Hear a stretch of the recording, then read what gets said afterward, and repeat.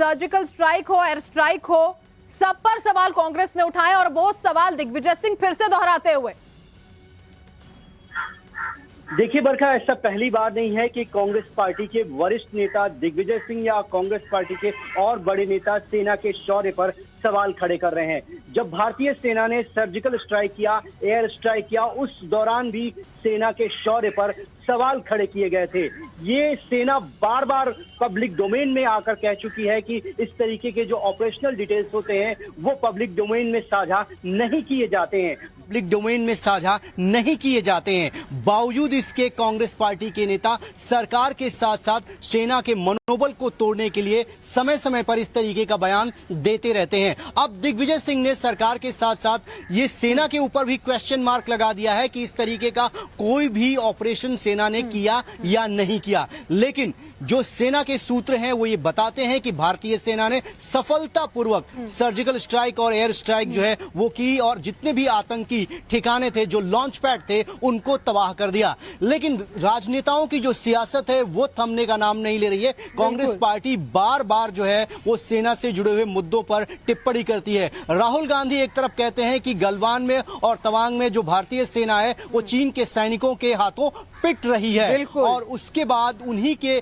एक समय गुरु रहे दिग्विजय सिंह, उन्होंने आज ये बयान दिया है कि ना तो पुलवामा पर कोई रिपोर्ट रखी गई, ना ही सर्जिकल स्ट्राइक और एयर स्ट्राइक को लेकर कोई भी सबूत जो है ये सरकार दे रही है। ये सीधे सीधे तौर पर सेना के शौर्य पर सवाल खड़े करने वाले बयान हैं जो कांग्रेस पार्टी के नेताओं के द्वारा दिए जा रहे हैं। बिल्कुल रविकांत, आप बने रहिएगा साथ। अमित भी हमारे साथ इस वक्त न्यूज रूम से जुड़ चुके हैं, उनका भी रुख कर लेते हैं। अमित, बड़ी हैरानी की बात है, एक बार फिर से हमारे वीर जवानों के शौर्य पर सवाल। कांग्रेस को आखिर वाकई में समझ में नहीं आता है कि सेना के जो जवान हैं वो किस तरह से अपनी वीरता का प्रदर्शन करते हुए वहां पर पहुंचे थे, सब कुछ किया था बाकायदा। इसकी बात भी, जानकारी भी दी गई कि इस तरह की जो डिटेल्स है वो शेयर नहीं की जा सकती, उसके बावजूद भी इस तरह के प्रश्न चिन्ह। अमित, ठीक है, मुझे लगता है कि इस पूरे मामले को अगर देखिए तो 2019 से पहले ये घटना हुई पुलवामा, इसके बाद एयर स्ट्राइक हुआ, सर्जिकल स्ट्राइक हुआ, लेकिन 2019 के चुनाव के दौरान भी ये इस तरह के सवाल खड़े करते रहे कांग्रेस के नेता। और पूरे अगर चुनाव की बात करें तो चुनाव में एक तरह से जनता ने उसका जवाब दे दिया और जनता ने कांग्रेस के इन तमाम आरोपों को सिरे से नकार दिया। लेकिन मुझे लगता है कि इसके बावजूद ये कहीं ना कहीं, क्योंकि जो हालत ये है कि नरेंद्र मोदी के विरोध करने के लिए ये कांग्रेस के नेता इस तरह से चले जा रहे हैं कि वो अपनी सेना का विरोध कर दे रहे हैं, सेना के शौर्य पर सवाल खड़े कर रहे हैं। अमित, मैं माफी के साथ आपको रोकना चाहती हूँ, बीजेपी नेता अमित मालवीय भी इस वक्त हमारे साथ जुड़ चुके हैं, उनका रुख कर लेते हैं। अमित जी, एक बार फिर से कांग्रेस की ओर से सवाल उठा दिए गए हैं कि जो यहाँ पर सर्जिकल स्ट्राइक की गई थी उसके सबूत नहीं पेश किए गए, क्या प्रतिक्रिया आपकी? देखिए, जब ये सर्जिकल स्ट्राइक्स हुए तो सेना के वरिष्ठ अधिकारियों ने बाहर आकर ये जानकारी देश को दी।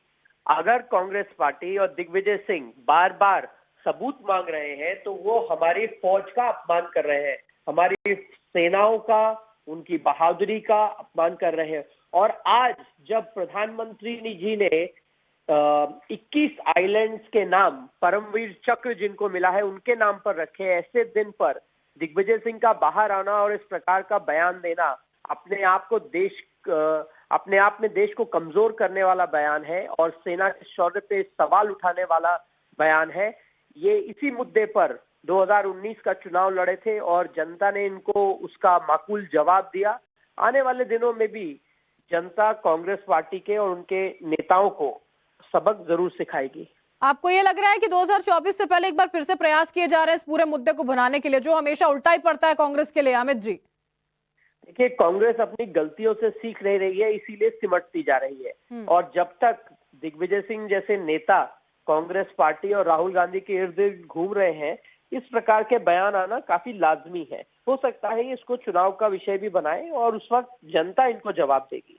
और बहुत बहुत शुक्रिया आपका अमित मालवीय जी, आप हमारे साथ जुड़े। और इस वक्त defence expert SP Sinha ji भी हमारे साथ जुड़ गए। सिन्हा सर, बहुत स्वागत है आपका टाइम्स नाउ भारत पर। दिग्विजय सिंह ये कह रहे हैं, वो भी कश्मीर में जाकर, कि जो सर्जिकल स्ट्राइक की गई सेना की ओर से उसके सबूत नहीं पेश किए गए, बार फिर से सबूतों की मांग की जा रही है, क्या कहेंगे आप?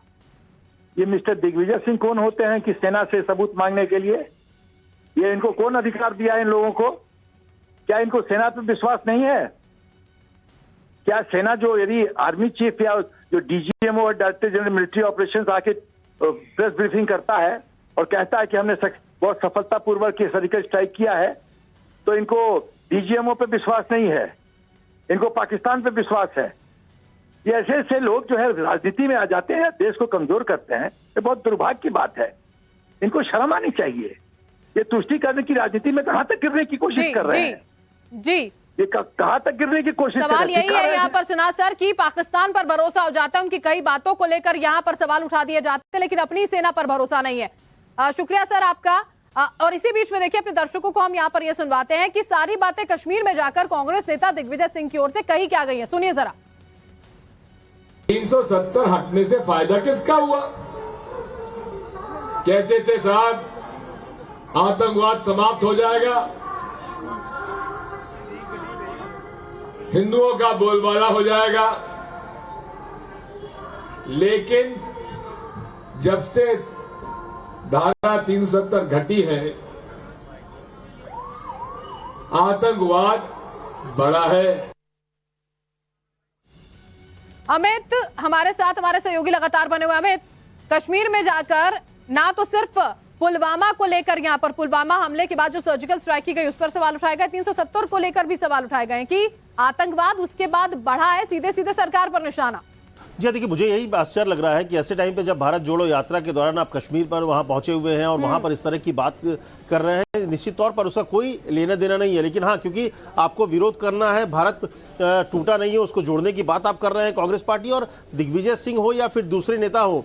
आश्चर्य इस बात की है कि ऐसे वक्त पर जब एक सैनिकों को सम्मान देने की बात कर रहे हैं प्रधानमंत्री मोदी, 21 जो अंडमान के द्वीप है उसको सेना के जवानों के नाम पर दे रहे हैं जो परमवीर विजेता रहे हैं, जिन्होंने अपनी जान दी है इस देश के लिए, और वहीं पर सेना की शहादत पर सवाल खड़े किए जा रहे हैं क्योंकि उनको विरोध करना है नरेंद्र मोदी का, उनको विरोध करना है बीजेपी का, और इस विरोध के चक्कर में वो सारी जो सीमाएं हैं उसको लांघ कर सीधे सीधे सेना पर सवाल खड़े कर रहे हैं। मुझे लगता है कि इस तरह का विरोध जो है इसका खामियाजा सेना के मनोबल पर भी पड़ता है जब देश की पॉलिटिकल पार्टी, वो भी नेशनल पार्टी, इस तरह के सवाल खड़े करती है कि जब वो पुलवामा पे सवाल खड़े करेगी, जब वो लोग मरे हैं, जब जवान अपने मरते हैं, डोकलाम हो या फिर तमाम दूसरी तरह के गलवान घाटी की बात होती है, इस तरह की चीजों पर सवाल खड़े होते हैं, तो जो जवान जो अपने पूरे परिवार को छोड़कर वहां पर खड़ा है, सीमा पर खड़ा है, क्योंकि हम लोग आराम से रात को चैन से सो सके। जी, और बिल्कुल हैरानी वाली बात है अमित कि ये नहीं समझ में आता है क्या कांग्रेस को वाकई में कि आपको सरकार पर सवाल उठाना, आप 100 बार उठाइए सर, जैसी उनकी नीतियां उन पर सवाल उठाइए, आप सवाल कीजिए, आप विपक्ष में बैठे हैं, लेकिन सेना पर सवाल उठा देने से किस तरह का संदेश जाता है, कैसे आप अपने आप को प्रोजेक्ट कर रहे हैं, ये जनता बहुत बेहतर तरीके से समझती है। बहुत बहुत शुक्रिया अमित और रविकांत, आप दोनों का ही, आप हमारे साथ जुड़े और ये तमाम जानकारी आपने यहाँ पर साथ